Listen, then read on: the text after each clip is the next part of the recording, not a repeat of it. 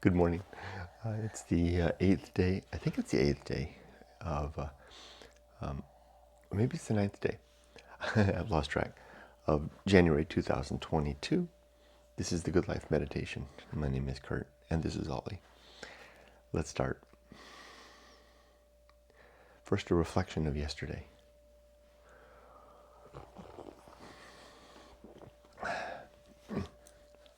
Nothing of significance to note yesterday, although I did wear myself out utterly. You know, it's funny, the type of schedule that I work. We work 9 hours a day rather than 8, and as a result, we get every other Friday off. And typically, the Fridays on are kind of mellow because there's half the staff is out. So fewer interactions with staff, fewer meetings, maybe things like that.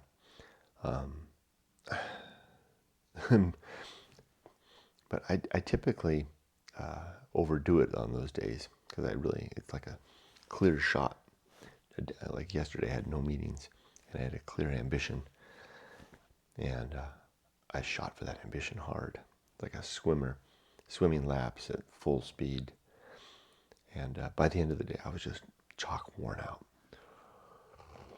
I was so tired, but I feel good.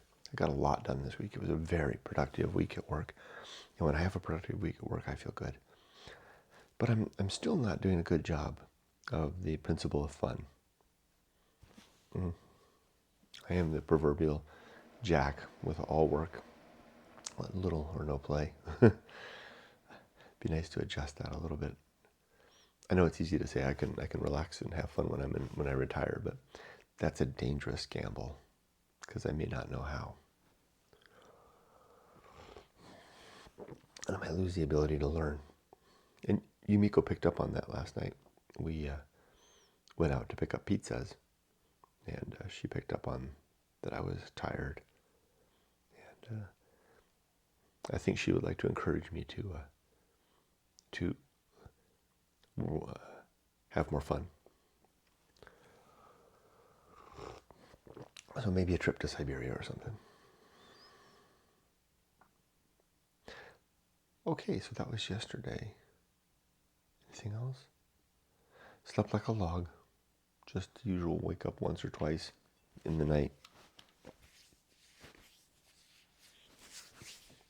Let's do the Good Life Meditation. My 7 objectives are: 1, to be always ready to die. 2, to make good and effective use of time. Putting those together, to live in such a way that I'm utilizing time. Excuse you. Utilizing time to make a good life. And if I'm living a good life, by definition, right, a good life being one that's in accord with these objectives and principles, then I should, as a result, be ready to die. But more particular, it means having my affairs settled.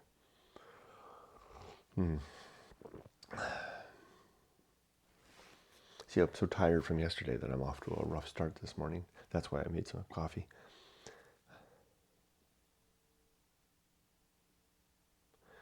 3, to develop and maintain good and sound life principles. 4, to cultivate good emotion reactions. 5, to perform good actions. 6, to recognize true limits and true opportunities. And 7, to do one thing at a time and to do that thing slowly. Those are my 7 objectives. My 30 principles are: 1, the principle of war, to be always engaged in a battle against what I think is true and what others propose as true. 2, reason, and the subprinciples of honesty, objectivity, and doubt, where reason is the instrument of my war.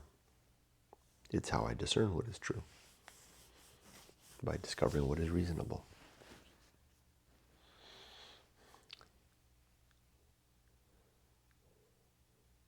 3, the homunculus, the little mortal who lives inside my head, my consciousness. A reminder that it's as frail and subject to death as I, and will in fact wink out and vanish with me when I die. Next is the Anchorhold, the idea of a little rock sticking out of the ocean where the homunculus resides, waiting out the storms, enjoying the clear days, and watching the tide rise and fall. Next is the home of good and evil, which is a catalog of right and wrong that I maintain, written in chalk, subject to the elements and the winds.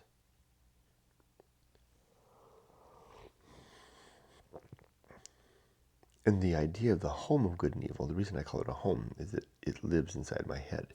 It's the home is in here. The key point there is that good and bad aren't something that come from the universe to us. They are something that we make up as a consequence of the success and failures of our living. Next is purpose. I have 3 purposes in life. One is to be a good husband, father, and to raise good husband and father, and specifically the father part, to raise my child to successful adulthood, and then be there to help her out until I'm gone. 2 is to live a virtuous life, where virtue is the improvement of the well-being of others and myself. Thinking creatures, really. And then my 3rd purpose is to pursue some mission. My mission was the writing of my book, Going Alone, that captures my story and shares my objectives and principles. That's what I'm doing right now in reciting my Good Life meditation. I don't do this for marketing necessarily. I do it every day to strengthen my understanding and to manage and maintain my principles and objectives, and to find a way to make them part and parcel of my living rather than just words in a book on a shelf. But if I can help to market at the same time, then so be it.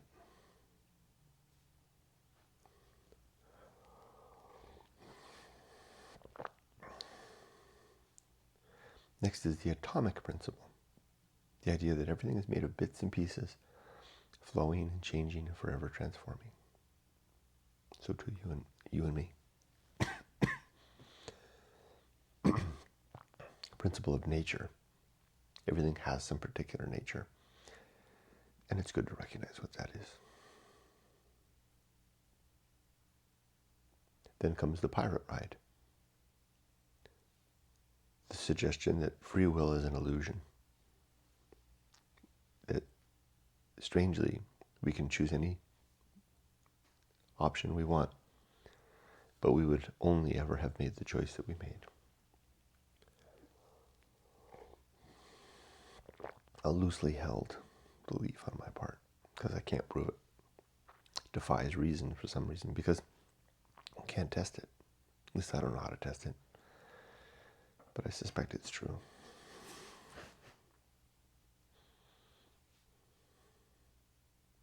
Then comes maturity and the subprinciples of wisdom and fortitude.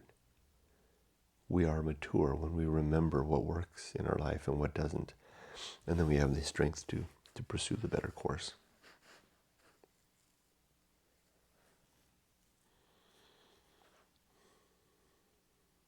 Next is the social principle. We are social creatures. We need one another to survive. And our best ends are social ends. Says the guy who wrote a book called Going Alone. Next comes the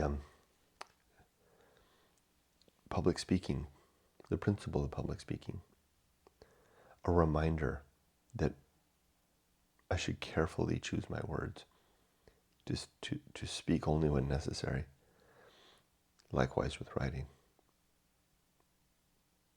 and to never gossip. Next is temperance, and the subprinciples of suffering, simplicity, and doubt. No, suffering, simplicity, and apathy. Temperance is our controlled living, where that's a better way to say it than controlled consumption, controlled living, where we carefully moderate how much we consume of life.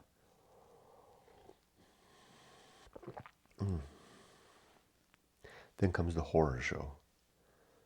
The idea that life is chock full of true and honest horror. And to not forget that, and to work to do something about it. Then comes the principle called that which must be borne. Largely what we have to bear in life is the horror show, the fact of the horror show. Not run away from it. Face it and try to do something about it. I could do more of that.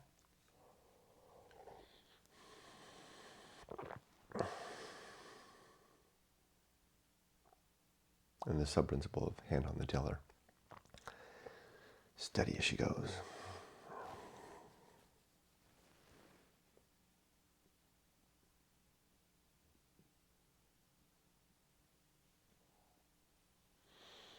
Next comes the Feast of Offal. This principle suggests that every now and then we have had enough, too much, and we just kind of let go, release our frustration into the world. In front of everybody, we make a scene. And that has the effect of releasing our inner emotions, but also it's like a food fight, a one-way food fight, splattering everyone around us with the waste of our internal upset. And I try to avoid that. One, I try not to be the food thrower, and two, when people are throwing their food around me, I try not to consume it. I can't help getting it on my face sometimes, but it doesn't mean I have to swallow it if it goes in my mouth.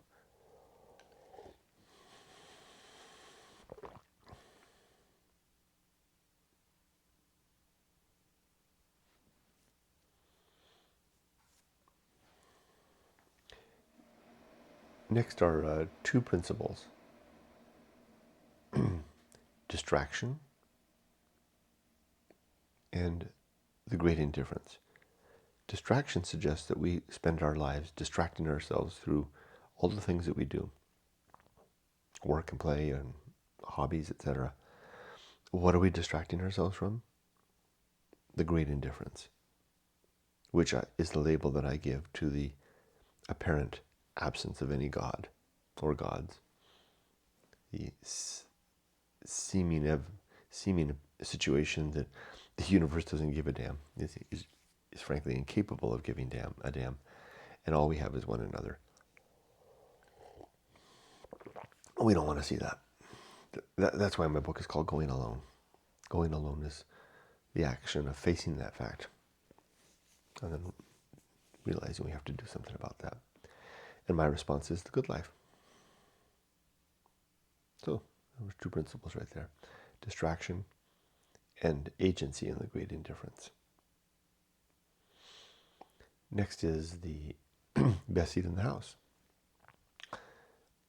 A reminder to be all right with the here and the now and the who I am and what I'm doing. Next comes the Path of Wildness. My very first principle.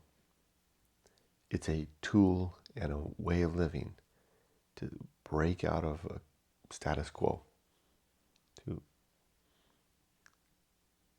dislodge our current inertia and move in a new direction and towards a new place.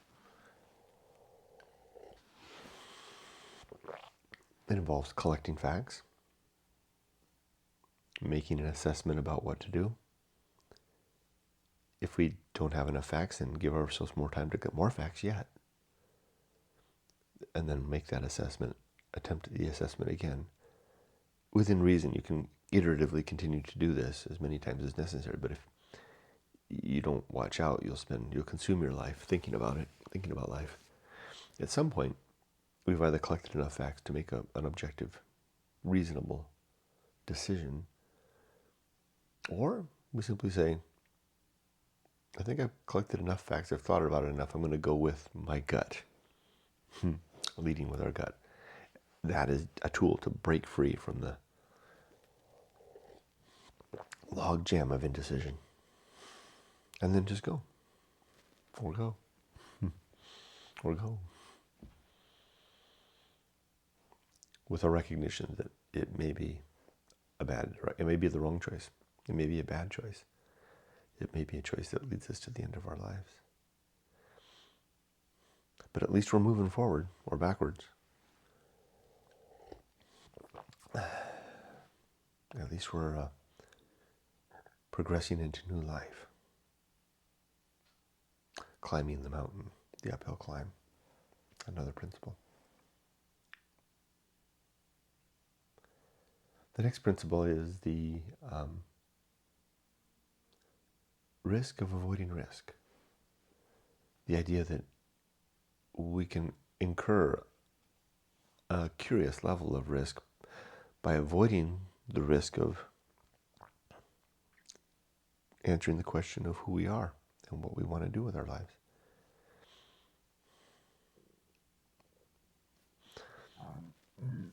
Pardon me. We do this by settling for the surface level challenges and not going for the deep challenge of finding ourselves, so to speak. Pardon me again. The next principle is sin and damnation. The sins in my life are credulity, an over-eagerness to believe, hope, just wanting without action, faith, belief where belief itself is in its own evidence, superstition, an almost absurd category of belief in its own right, dogma, belief based on a canonical proposition, authority, belief because someone wearing a funny cloak and a hat says that they know what truth is, and then gossip. The damnation part is the believing things that are not true for bad reasons, possibly not true for bad reasons. We're damned as a result. Next is complete oblivion. When we die, it appears that we are wiped out utterly, that our homunculus inside our head dies with us, is snuffed out. And as a result, we will never see anybody again, and we will never have a chance to have a reunion with anybody. We won't be able to make up any relationships if we died on sour terms, and there won't be any justice after death because we won't be around.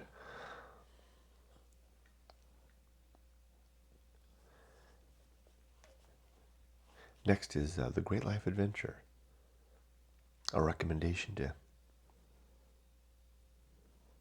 attend that deep curiosity about the world and give ourselves a real humdinger of an adventure, maybe more than one, preferably young. When we're young and stupid and courageous and able to heal better and recover from failure and make the best of it. because failure is integral to all this. Next is the season of philosophy, which is a time to record what we've learned through life, to set down some words to share with our family, our friends, or to leave behind after we're dead. Just watch out that we do it when we have the chance, because the chance has a way of flittering away.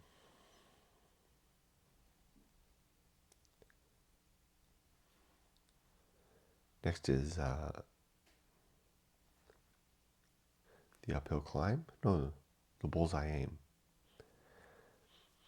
We're often trying to hit the mark, but we usually miss. And that's all right. Just keep on trying. Every once in a while we'll get a bullseye. Next is the uphill climb.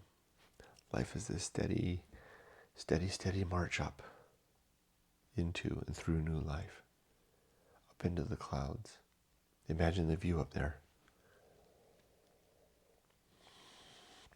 Trudge, trudge, trudge.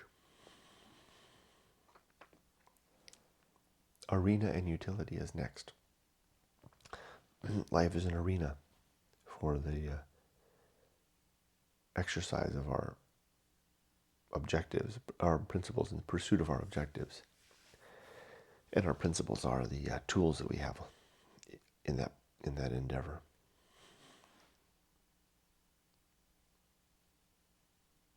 The uphill climb. Did I do that already? March, march, march. I think I did. Nothing is enough. Being all right with less. And then finally, the principle of fun. Just a reminder to enjoy life. Have fun along the way. Not all this serious stuff all the time.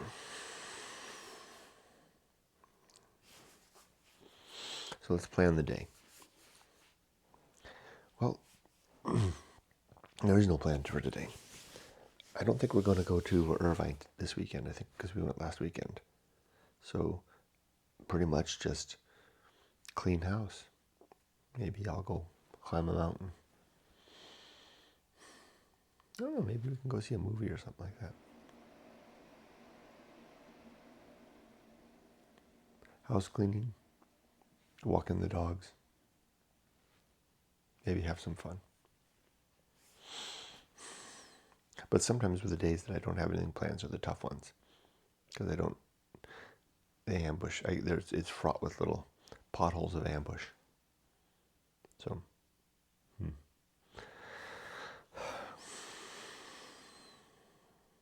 I wish you all the best. Be safe, but not too safe.